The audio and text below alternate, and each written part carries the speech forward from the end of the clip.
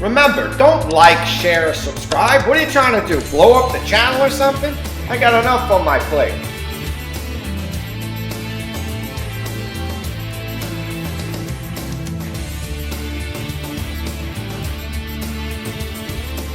Welcome back to the channel. Thank you so much to those of you that are like, sharing, and newly subscribing. And though I don't respond to every single comment, I do read all the comments as much as I can read the comments, and do love and acknowledge all of the comments. I love the heckling at times. It's good to get a little bit of the chop breaking. So I do acknowledge, though at times I try to tamp down on the Long Island accent as much as I can. And do appreciate the chop breaking because as an Italian, we do it better than most. So let's talk about, before we get into today's video, the most obvious thing, which is this guy right here. I understand you may think that a guy in a leopard shirt is not to be trusted. You might be right. But I didn't kill the leopard and wear its skin. It's simply a leopard shirt, which is why I went with the snake skin. Slippery. Might be a little slippery. So I appreciate all the comments and the heckling. It's all in good fun. I take it in good fun, and appreciate those of you that subscribed and are now tuning in to my brand of content, which comes in every form of the Whatever Podcast. And the reason why I love the Whatever Podcast is because it's an extension of today's society. And some people who say, my God, what is he doing commenting on the Whatever Podcast? I have to sit through it. But I just see it. It's just a great location to go to study the human condition, the TikTok, social media, Snapchat, Instagram brain. Because I said years ago when I wrote one of the last books that I wrote, the book B, The Modern Testament to Health, Wealth, and Happiness, that social media was going to contribute to the downfall of our society. And quickly you see that it's happening, which is why I use the Whatever Podcast when I talk about the social psychology and dating, which is part and parcel to much of the life coaching that I do. So I want to get into this week on grabbing some Whatever Podcast content.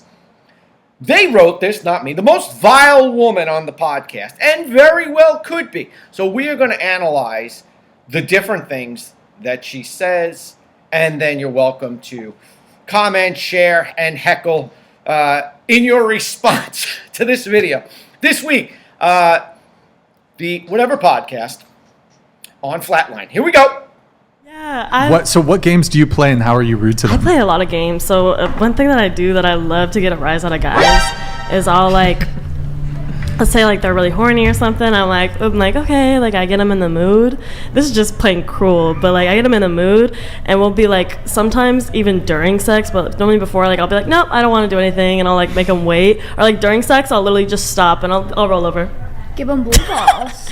I literally do it on purpose. I love doing it. It's so funny. They get so frustrated. They literally they get so mad, but then I let them take it out on me because I love that aggressive, angry sex. Now it's immediately important to acknowledge that most women are not like this. But clearly this woman is really a psychologist's dream. There is a river of copays behind this woman. Who acts like this? You want to understand why you're not attracting a proper mate is because of how you conduct yourself. These things are not meant to be games, and you want to understand why men are afraid to approach women, date women, say things, because immediately we have to prove a negative. We didn't touch you in an appropriate way. We didn't talk to you in a derogatory way. We didn't objectify you.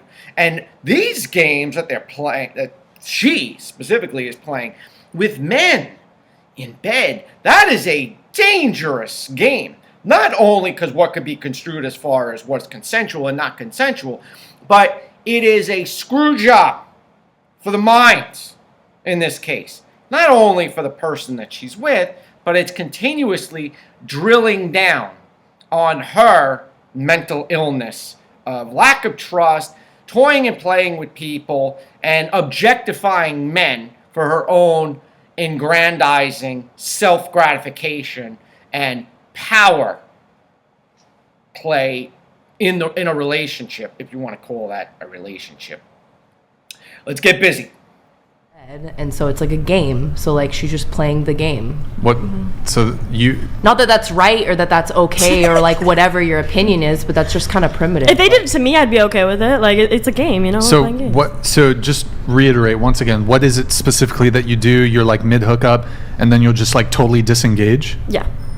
Or like even before, I'll like start sucking on their fingers and everything. I'll be like, I'll lean in close, and then I'll be like, I don't want to have sex. But you like, do change your want to mind. have sex. I do, and I eventually do, but like Let me do ask. I want to go around the table. Do you guys think that communication is important in a relationship? Yes, totally. 1,000%. Yes. Yes. Yes. Yes. Yes. Yeah.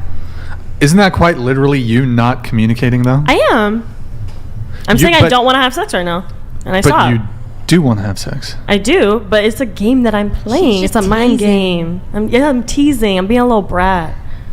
We're not too far into this. She's vile. She's vile. I agree. She's talking out of both sides of her mouth is really what's happening. I do, but I don't want to have sex.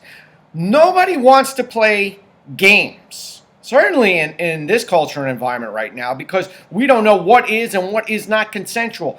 So when you do that to a man, you're just creating a problem. Not only that, you're double downing on your own mental illness. My God. Yeah, I would hate that. They love it though. I swear. Do they? I swear. It gets them so sexually frustrated. It's amazing. And then they take it out on you, and it's like even better. It's like, It's like hate sex. yeah, it's amazing. This is a dysfunctional group here. I appreciate that Brian is keeping it light because obviously he's in content creation and entertainment, so he has to keep it light. But I have to tell you, sitting at the table, if I was sitting at that table, I would be terribly disturbed by the laissez-faire, careless, devil-may-care attitude of these women laughing at this sort of behavior and conduct and game playing. I don't think it's right if men do it to women. So I obviously, conversely, equally, equitably, don't believe it's right for women to do it to men.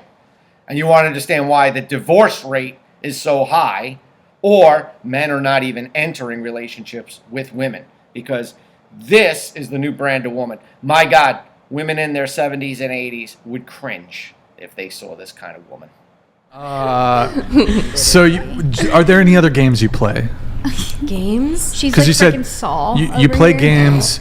Do you wanna play You said I would like to talk about situationships and how guys get really attached, especially when you play games or are rude to them. So you gave us one example of playing a game. How are you rude to them? I guess it's more like I'm just straight up honest, but they think it's rude. Like I've had guys like who like they'll say like they're only f***ing me, and I'm like, you shouldn't be doing that. Like go f*** girl, like because I'm. But like I'll be like, oh, I'm going 'Cause you're out. what? Because I'm. Other guys? Yeah, I'm like, I'll be like, oh, I'm going out, and this guy was like, are you gonna get any guy's number, or, like, f***ing guy tonight? I was like, maybe. Okay. I was like, what do you want me to say to that? Like, I'm being honest, and they think it's so rude. How Like, else are you they rude? They get so like, because I feel like it's more honesty than rude, I guess. Okay. But no, I just like say what's on my mind. I tell them what's going on. Like if I'll be like, no, I don't want to see you. No, I don't like. They'll be like, oh, do you like me? Do you have feelings for me? No. You're a dangerous woman. Do you know that? Thank you. Again, the celebration of herself and this contemptible behavior is really disgusting. I don't know where Brian finds them, but they're out there. We walk among them. It's just terrible.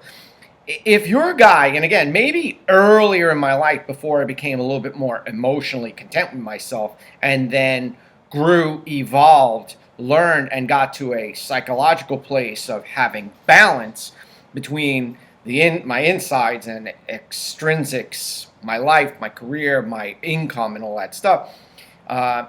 was I finally objectionable to all this kind of attitude. Because again, I guess when you're young and your testosterone is high, and these kind of women, they love the chase because it's a power thing, it's a control thing. Especially, I know because in my younger life before I met my spouse, which we're celebrating our 15-year anniversary. Thank you very much. So I've proven that I can stay in a good, healthy relationship that is very, very balanced.